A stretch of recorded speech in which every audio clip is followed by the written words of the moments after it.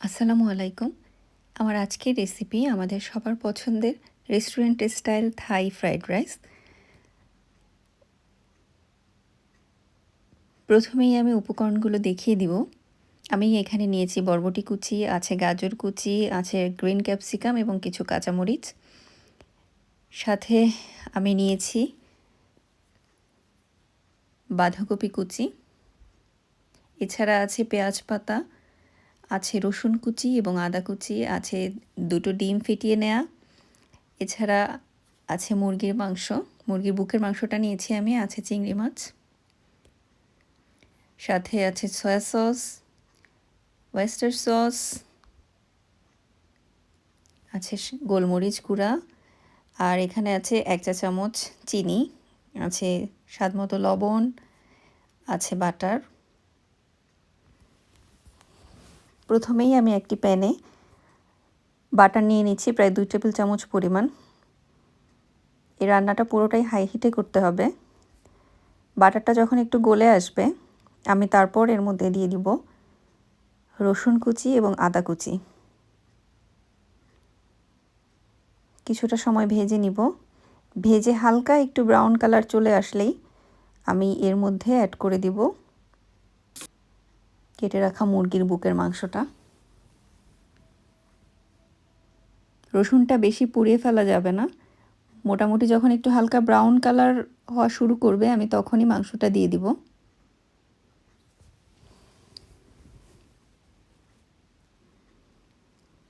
মাংসটা দিয়ে আমি অনবরত নাড়তে থাকবো, যেহেতু আমরা হাই হিটে রান্নাটা করছি এ কারণে মোটামুটি সারাক্ষণই আমাদের নাড়তে হবে।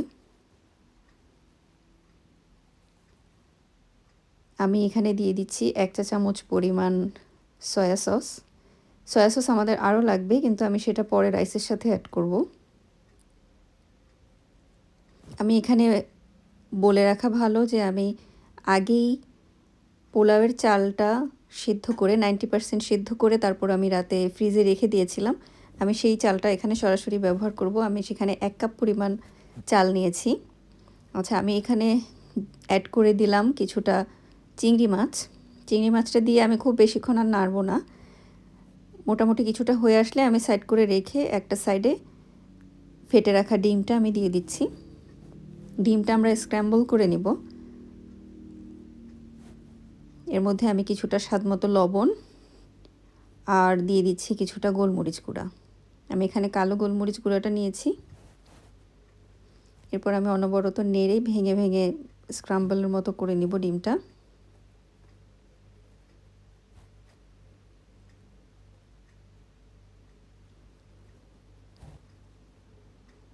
এবার মোটামুটি মিক্সড করে নিয়ে আমি সাইডে মনে হচ্ছে আমার আরেকটু বাটার দরকার, সেজন্য আমি আরও 2 টেবিল চামচের মতো কিছুটা বাটার নিয়ে নিলাম। বাটারটা হালকা গলে আসলে আমি এর মধ্যে প্রথমে দিয়ে দিচ্ছি গাজর কুচি। গাজরটা যেহেতু সিদ্ধ হতে তুলনামূলক একটু সময় বেশি লাগে তাই আমি এটা আগেই দিয়ে দিলাম। আর সাথে আমি যে সবুজ জিনিসটা নিয়েছি এটা হচ্ছে পেঁয়াজ পাতার গোড়ার যে শক্ত অংশটা, সেটা আমি একটু কুচি করে কেটে নিয়েছি, সেটা আগে দিয়ে দিলাম। এবার দিয়ে দিচ্ছি ক্যাপসিকাম এবং বরবটি কুচিটা। পার্সোনালি আমার বরবটি কুচিটা ফ্রাইড রাইসের সাথে খুবই ভালো লাগে। আমি জানি না আপনাদের কাছে কেমন লাগে। আমি চেষ্টা করি ফ্রাইড রাইসের সাথে অবশ্যই বরবটি কুচিটা দেওয়ার জন্য। এবার আমি অনবরত সব একটু নেড়ে নিচ্ছি। মোটামুটি 2 মিনিটের মতো আমি একটু ভেজে নিব, সামান্য যাতে একটু নরম হয়ে আসে জিনিসটা। এবার আমি বাঁধাকপি কুচিটা দিয়ে দিচ্ছি।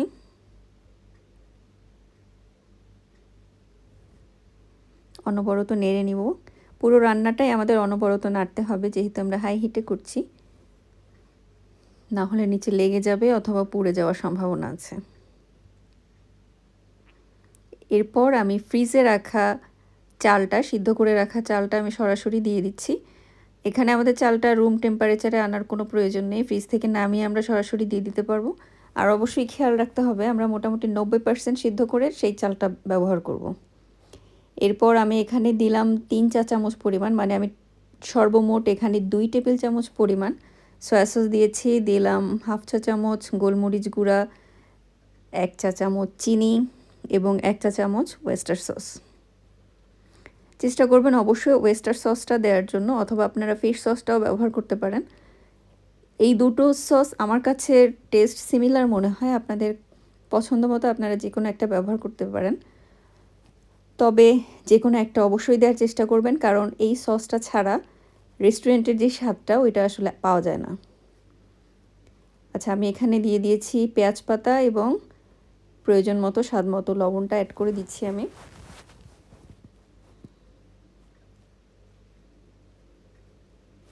আমার কাছে ওয়েস্টার এবং ফিশ সসটার স্বাদটা যেহেতু সিমিলার লাগে, আমি যে কোনো একটা ব্যবহার করি। আপনারা আপনাদের পছন্দ মতো যেটা ভালো লাগে আপনারা ব্যবহার করে দেখতে পারেন, কিন্তু যে কোনো একটা অবশ্যই দেওয়ার চেষ্টা করবেন, তাতে রেস্টুরেন্টের যেই প্রপার স্বাদটা সেই স্বাদটা আসবে। আমার কাছে লবণ একটু কম মনে হয়েছিল, তাই পরে আবার একটু লবণ যোগ করে দিলাম। আমার রান্না কিন্তু প্রায় কমপ্লিট। আমি জাস্ট এখন একটু অনবরত মিক্স করে নিচ্ছি সব কিছু।